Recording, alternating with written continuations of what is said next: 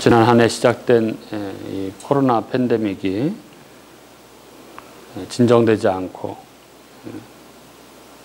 각종 변이 바이러스의 등장으로 그 기세가 꺾이지 않고 오히려 더해가고 있는 이런 시기에 우리는 2021년 새해를 맞게 되었습니다.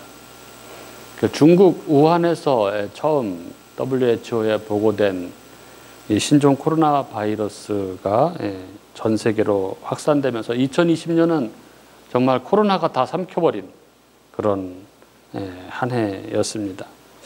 이 눈에 보이지 않는 아주 작은 이 바이러스 이것 때문에 이 바이러스가 발생한 지 불과 2달 만에 첨단 과학 기술을 한거불능의 상태로 만들고 정말 전 세계를 혼돈과 공황 가운데 몰아 넣었습니다.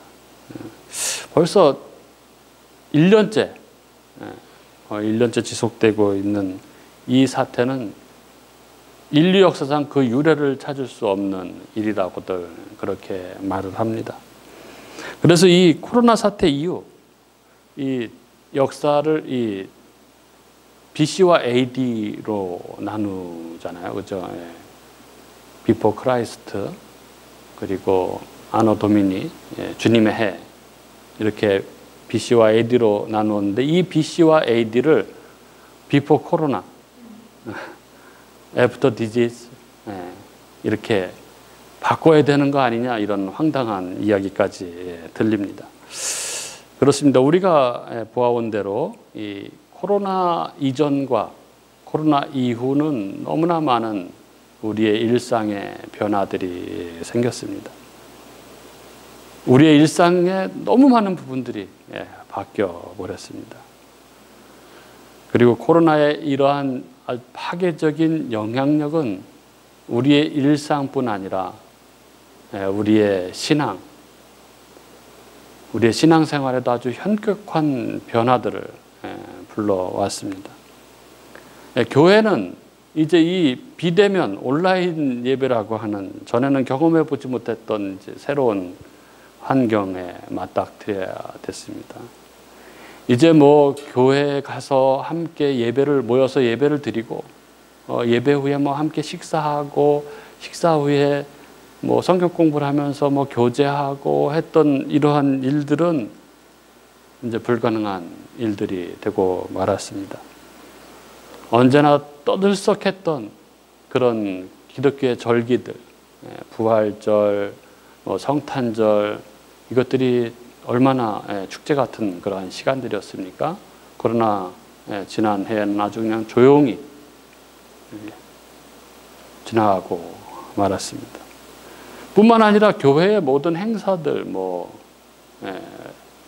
여름 수련회, 각종 전도 모임, 또 단기 선교 이런 것들은 아예 생각할 수도 없는 그런 일이 되고 말았습니다. 특히 이렇게 신년 영시 예배를 드리기 전에는 보통 모여서 지난 한 해를 돌아보면서 감사의 또 이야기들을 나누고 했었는데 이런 것들은 더 이상 할 수 없는 그런 상황이 되고 말았습니다. 너무나 많은 것들을 바꿔 놓았습니다. 그리고 벌써 이것들이 오랜 시간이 경과가 된 것이죠. 거의 1년 이렇게 지속되고 있습니다.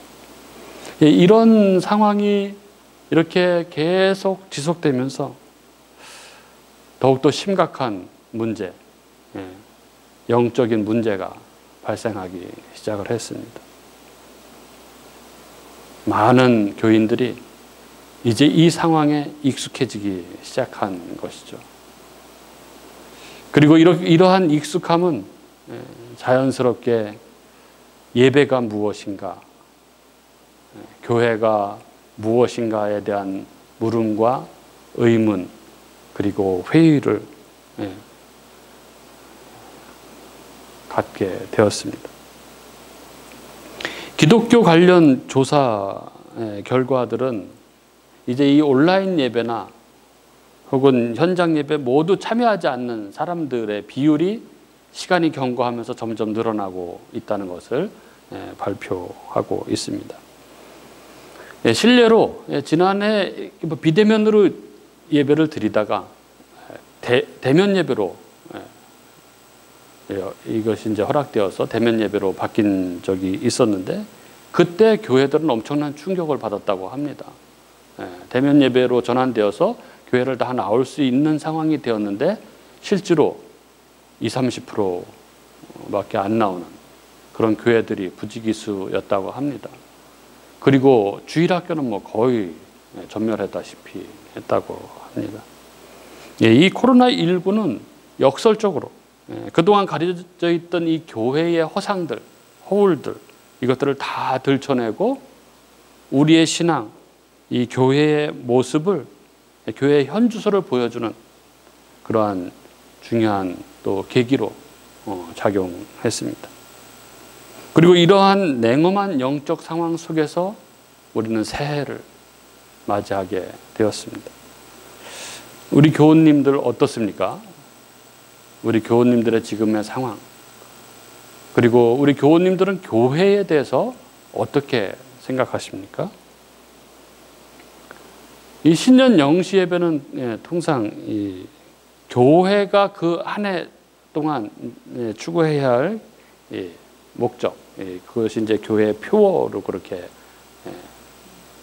되는데 그 표어를 설교하는 시간이기도 합니다. 오늘 주보에 나와 있듯이 오늘 표어가, 우리 교회의 표어가 교회를 교회되게, 이것이 우리 교회의 표어입니다. 우리에게는 비전이 있습니다. 우리는 이 비전을 가지고 개척한 교회입니다. 교회가 복음이다라는 그러한 비전이죠. 그래서 저희 교회 이름도 복음인 교회입니다. 이 교회가 복음이다라는 이 우리 교회의 이 비전은 또 우리가 가지고 있는 교회론의 압축이기도 하죠. 그러나 교회 개척 이후 곧바로 밀어닥친 이 코로나 여파로 우리는 이 비전, 이 교회론을 함께 나누는 시간을 아직 갖지 못했습니다. 교회론을 하기에 앞서서 복음에 대해서 먼저 해야 됐기 때문에 복음을 지금 설교로 하고 있는데 어찌됐든 이 복음이 끝나면 올해 우리는 교회론을, 우리의 비전을 함께 나눌 것입니다. 오늘 이 교회론의 백미라고 불려지는 이 에베소서 오늘 본문은 이 하나님의 구원 경륜 가운데 교회가 무엇인지에 대해서 잘 말씀하고 있는 그런 본문입니다. 오늘 이 말씀을 통해서 우리가 올 한 해 매진할 이 교회론에 대한 우리의 각오를 좀 비장하게 하는 그런 시간이 되었으면 합니다. 오늘 우리의 본문이 에베소서의 말씀인데 이 에베소서는 이 하나님의 창세전의 계획이 무엇이고 또 어떻게 하나님께서 그것을 이루어 가시는지를 잘 보여주는 성경이죠. 이 에베소서는 그 구성상 아주 중요한 패턴이 있습니다. 그게 뭐냐 하면 하나님의 계획, 그리고 그리스도의 역할, 그리고 도구로서의 교회라는 이런 패턴입니다. 그래서 1장은 하나님의 장엄한 구원 계획을 보여주고 또 2장은 이 계획 속에서의 그리스도의 역할을 또 보여줍니다. 그리고 3장은 이 계획을 위한 도구로서의 교회를 보여주고 있죠. 그리고 오늘 저희들이 본문으로 삼은 1장 3절에서 23절 속에서도 이 패턴은 동일하게 반복이 되어 나타납니다. 그래서 3절부터 6절에 하나님의 계획이 나타나고 또 7절부터 12절, 20절, 21절이 그리스도의 역할이 나타나고 22절, 23절은 교회의 도구성을 보여줍니다. 이 패턴을 기억하시면서 오늘 본문을 한번 좀 살펴보도록 하겠습니다. 먼저 3절부터 6절 하나님의 계획이 나타나죠. 그리스도 안에서 하늘에 속한 모든 신령한 복을 성도들에게 주신 이 성부 하나님을 찬양하고 이 놀라운 복이 어떻게 그들의 것이 되었는지를 설명을 합니다. 이 복은 4절에서 5절 나와 있듯이 창세 전부터 이 성부 하나님의 선택과 예정 안에 있었고, 하나님은 창세 전부터 우리를 하나님의 아들들이 되게 하시려고 계획하셨습니다. 그럼 하나님께서 이 창세 전부터 선택하시고 예정하셔서 이 하나님의 아들들이 되게 하셔서 주시려고 했던 그 복, 그 신령한 복은 무엇일까요? 하나님 나라입니다. 천국이죠. 하나님 나라는 하나님이 함께 하시며 다스리시는 나라입니다. 하나님 안에서 하나님의 모든 부요, 하늘에 속한 모든 신령한 복을 누리는 나라이죠. 그러니 3절과 6절이 이 하나님을 찬양하자 하는 것이 3절과 6절의 이야기죠. 그리고 7절부터 이 계획을 위한 그리스도의 역할이 그려집니다. 7절, 이를 위해 하나님은 2000년 전에 그의 아들 예수 그리스도를 보내셔서 십자가에서 형벌 대속적 죽음을 죽게 하심으로 우리가 죄사함을 받게 하셨습니다. 죄로 인해서 의의 나라인 이 하나님 나라에 들어갈 수 없는 죄인들, 그리고 죄로 인해서 하나님의 이 저주와 심판 아래에 있던 이 인간들을 위해서 그리스도께서 십자가에서 우리를 대신해서 대속적 죽으심으로 우리에게 이 죄와 그 형벌에서 벗어날 길을 여신 것입니다. 이게 바로 복음이죠. 그리고 8절에서 11절, 하나님은 예수 그리스도를 통해 이루시는 이 하나님의 구원 경륜을 우리에게 알리셨고 우리를 그리스도 안에서 하나님의 아들들이 되게 하셨다, 이렇게 말씀합니다. 그리고 13절 14절, 하나님은 이 복음이 온 인류에 전파되도록 역사하셨습니다. 그리고 복음을 듣고 믿는 자들에게 약속의 성령으로 인치시고 보증하셔서 이미 하나님 나라의 백성으로서 복을 누리게 하실 뿐 아니라 구원의 완성을 소망하며 그렇게 살아가도록 하셨습니다. 이어서 15절부터 19절 바울의 기도가 나오는데요.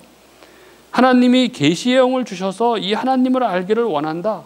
왜 부르셨는지, 그 기업, 하나님 나라의 영광의 풍성함이 무엇인지, 우리에게 어떤 것을 주셨는지 알기를 원한다. 이렇게 기도하면서 이 기도가 어떻게 이어지냐 하면은 22절, 23절 이렇게 이어지죠.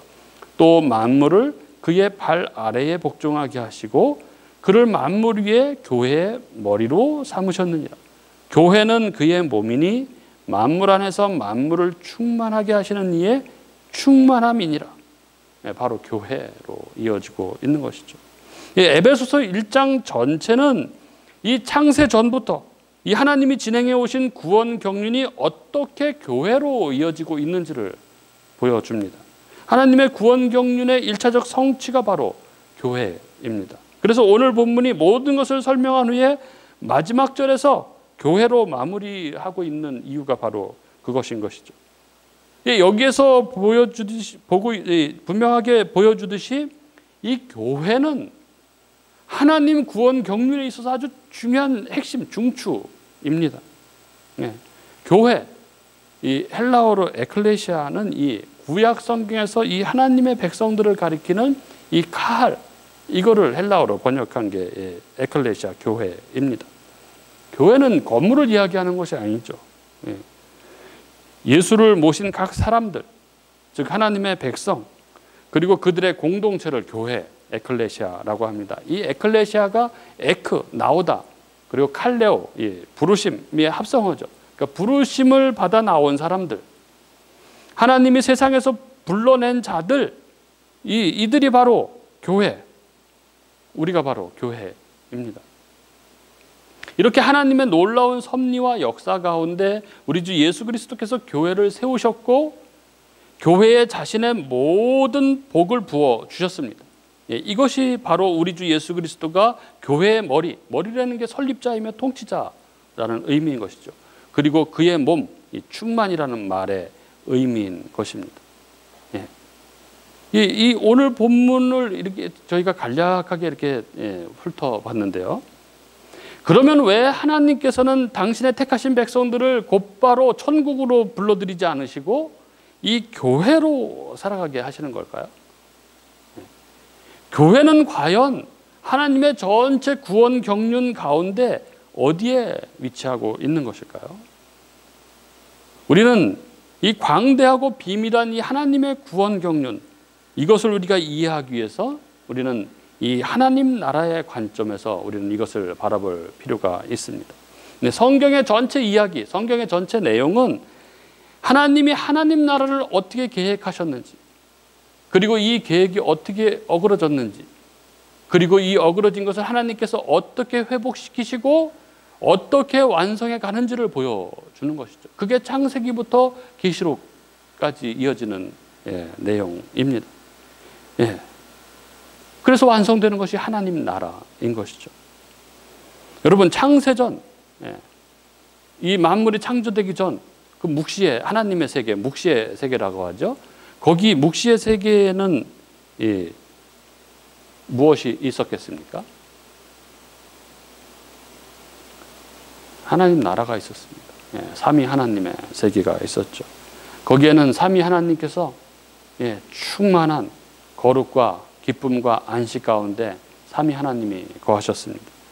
그런데 하나님께서는 그 삼위 하나님 안에서 누리시던 그 거룩과 기쁨과 그 충만한 안식을 어떠한 한 무리들과 나누기를 원하셨습니다. 그래서 창조를 하시는 거죠. 그래서 하나님께서 의도하신 것은 이 하나님과 함께하는, 이 하나님 백성들과 함께하는 이 하나님 나라를 만드시고자 하셨던 것이죠. 이 하나님이 이 세상을 창조하셔서 하나님 나라를 만드시려고 해서 창조하시고 완성하시는 게 창세기 1장 2장의 이야기입니다. 그리고 이 하나님 나라는 에덴 동산에 거한 아담과 하와가 처음으로 누리게 된 것이죠. 이 나라의 영토는 에덴 동산이었고 그 하나님 백성은 아담과 하와였습니다. 하나님은 이 에덴 동산 가장 아름답고 가장 풍요로운 이 피조 세계의 모든 풍요로움들이 가득한 곳에서 피조물인 인간이 왕이신 창조주이신 하나님으로부터 부어지는 모든 그 충만한 생명력, 그 복을 받아 누리며 모든 피조물을 다스리고 서로 사랑 안에서 한 몸 된 교제를 누리는 그 나라, 그것을 완성하시고 그 안에서 안식하신 것입니다. 이것이 하나님의 안식, 곧 하나님 나라였습니다. 그런데 하나님이 이루신 이 안식 가운데 이제 선악을 알게 하는 나무의 열매를 먹지 말라고 하는 이 계명, 율법을 지켜서 의를 얻어서 이제 생명나무 열매를 먹고 완전한 하나님 나라 안식 가운데 들어가야 하는 인간이 사단의 유혹에 속아서 범죄하고 말았습니다. 그리고 이 죄에 대해서 의로우신 하나님은 진노하시고 저주하시는 것이죠. 그렇게 아담이 에덴에서 추방되는 것입니다. 그것이 창세기 3장의 이야기입니다. 그러나 이 언약의 하나님, 이 전지전능하신 하나님은 당신의 계획, 당신의 약속을 철회하실 수 없으셨던 거죠. 그래서 죄악 가운데 빠져있는 이 당신 백성들을 구하기 위한 계획, 그 언약을 이루어 가십니다. 그게 창세기 3장부터 나오는 하나님의 언약이죠. 원시복음을 먼저 말씀하시고 또 가죽옷을 지어 입히시고 또 제사 제도를 통해서 또 노아 언약을 통해서 그 일을 쭉 이어 오시는 것이죠. 그리고 하나님은 한 사람을 부르셔서 이 계획을 구체적으로 진행해 나가시기 시작하십니다. 그게 바로 아브라함이죠. 하나님께서는 아브라함에게 이 최초로 명시적인 약속을 주십니다. 이 아브라함 언약이죠. 아브라함과 아브라함 언약을 체결하십니다. 이 언약의 내용은 아브라함 후손이 하나님 나라에 들어가 복을 누리는 하나님의 백성이 되게 하시겠다는 그러한 내용입니다. 그리고 아브라함에게 하신 이 하나님 나라의 회복의 약속이 성취되죠. 어떻게 성취됩니까? 모세를 통해서 성취됩니다. 하나님은 모세를 보내셔서 애굽에서 노예로 살면서 고통 가운데 울부짖는 그 이스라엘 백성 아브라함의 자손들을 구원해 내시는 것이죠. 그리고 이스라엘이 출애굽한 후에 하나님은 시내산에서 모세를 통해서 이스라엘 백성과 언약을 맺으십니다. 이게 모세 언약이죠. 이 언약의 내용은 하나님은 이스라엘 사람들을 이 하나님의 백성으로 삼으셔서 그들 가운데 왕으로 좌정하셔서 그들에게 복을 주시며 돌보신다는 내용입니다. 그래서 그들에게 이 왕으로서 법을 하사하시는 거죠. 율법입니다. 그래서 하나님 뜻대로 살게 하시는 것이죠. 예. 이스라엘은 이 왕이신 하나님의 이 법, 하나님의 통치에 순종함으로 하나님의 복을 누리게 되는 것입니다. 그리고 이 언약은 두 당사자, 그 언약의 당사자가 의무를 행할 때 지속되는 것입니다. 그런데 이 하나님의 백성인 이스라엘은 계속해서 하나님께 반역하고 불순종했습니다. 결국 하나님은 이스라엘을 떠나버렸고 그들을 가나안 땅에서 쫓아내셨습니다. 언약의 파기입니다. 그리고 기나긴 암흑의 시간이 흐르죠. 그리고 이후 하나님은 선지자들을 통해서 새 언약을 주십니다. 옛 언약, 이 모세의 율법과는 대조되는 새 언약이죠. 이 새 언약은 거듭난 각 사람의 마음에 새겨지는 언약입니다. 에레미야서 31장 33절이 이 새 언약이죠. 내가 내 언약을 그들의 마음에 두며 그들의 마음에 기록하여 나는 그들의 하나님이 되고 그들은 나의 백성이 될 것이라. 그리고 이 새 언약의 성취자로서 예수 그리스도께서 오시는 것입니다. 예수 그리스도께서 십자가에서 우리의 죄를 대신 지시고 이 죄의 형벌을 받으심으로 우리에게 제사함의 길을 여셨습니다. 예수 그리스도와 그분이 행하신 십자가 사역을 믿을 때 성령을 받아 그리스도 안에서 제사함을 받고 하나님 아들로서 이 하나님 나라를 상속받아서 하나님 백성이 되는 복을 누리게 되는 것입니다. 예수 그리스도를 믿어서 하나님의 이 아들이자 백성된 자들을 교회, 우리가 본문에서 보았듯이 교회라고 부르죠. 교회는 하나님의 백성이고 교회는 예수 그리스도께 순종함으로 하나님의 통치를 받으며 그 복을 누리는 자들입니다. 그래서 교회는 예수 그리스도를 통해 이 땅에 하나님 나라가 임했다는 것을 보여주는 자들입니다. 교회는 그 존재와 순종하는 삶을 통해서 하나님의 통치, 하나님의 나라가 임했다는 것을 증명하는 것이죠. 그래서 교회를 하나님 나라의 현실이라고 부르는 것입니다. 그러나 교회가 하나님 나라의 완성은 아닙니다. 하늘로 올라가셨던 우리 주 예수 그리스도께서 다시 오시는 그날 이 하나님 나라는 완성이 되는 것이죠. 그때까지 교회는 이 땅에서 이 그리스도의 장성한 분량으로 자라가는 것이죠. 거룩의 길을 가는 것입니다. 성화의 길을 가는 것입니다. 그리고 주님이 재림하시는 날을 간절히 소망하며 이 땅에서 나그네 된 삶을 살아가는 것이죠. 그리고 마지막 날 주님이 오실 때 이 세상의 악한 자들이 심판을 받고 그들은 지옥의 유황불로 던져질 것입니다.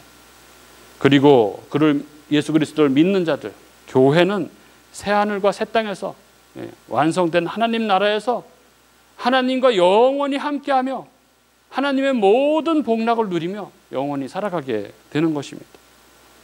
그게 하나님 나라의 완성이죠. 이게 이 광대하고 비밀한 하나님의 계획, 바로 하나님 나라입니다. 그리고 교회는 그 하나님 나라의 계획 가운데 아주 핵심에 자리하고 있습니다. 이게 바로 교회입니다. 참으로 놀랍고 영광스러운 존재, 그게 바로 교회입니다. 하나님의 구원 경륜의 중추로 자리 잡고 있는 그게 바로 교회입니다. 그런데 이 교회가 사람들의 조롱과 지탄의 대상이 되고 말았습니다. 그래서 이제 교회를 다니던 사람들도 점점 교회로부터 멀어져가는 이 상황, 이것이 지금 우리가 처한 이 영적 상황입니다. 교회가, 세상 사람들과 구별된 교회가 무엇인지, 이 땅에서 교회로 살아간다는 것이 어떤 것인지, 어디를 향해서 가고 있는지 이런 것을 전혀 알지 못한 채 이 세상 사람들과 별반 다르지 않는 그런 모습으로 살아가고 있는 그런 상황이 되어버린 것입니다. 오늘 우리는 이 새 벽 뒤에 말씀 안에서 교회가 무엇인지를 보았습니다. 하나님께서 그리스도를 통해서 이루어 가시는 하나님 나라의 그 비밀한 구원 경륜 가운데 교회가 무엇인지를 우리는 보았습니다. 하나님의 구원 경륜의 중추로서 이 땅에 임한 하나님 나라의 현시인 이 교회는 그 존재와 삶으로 하나님을 증거하는 공동체, 그게 바로 교회입니다. 이것이 우리가 가지고 있는 교회론의 핵심이기도 합니다. 그래서 우리가 나눌 이 교회론은 이 땅에 이 하나님의 구원 경륜의 중추로서의 교회가 무엇인지에 대해서 6챕터를 나눌 것입니다. 그리고 이 땅에 임한 하나님 나라의 현시인 교회가 누리는 복락이 무엇인지 이것에 대해서 또 6챕터를 나눌 것입니다. 그리고 그 존재와 삶으로 하나님을 증거하는 공동체가 삶이 무엇인지에 대해서 12챕터, 이렇게 24챕터를 우리는 나눌 것입니다. 예, 교회가 바로 복음이라는 것을 우리는 그 교회론을 나누면서 우리는 확인하게 될 것입니다. 예, 우리는 이 교회가 복음이다라는 이 비전을 가지고 세워진 교회입니다. 우리 복음인 교회가